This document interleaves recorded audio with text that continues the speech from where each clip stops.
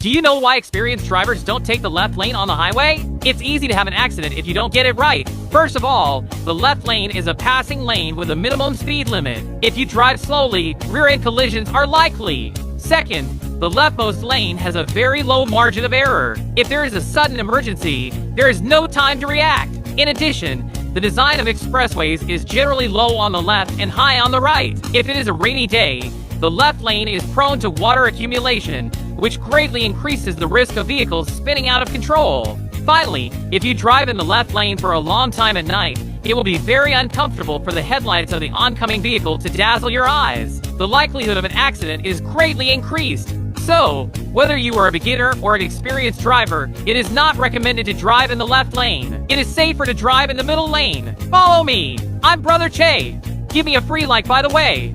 Learn about cars every day.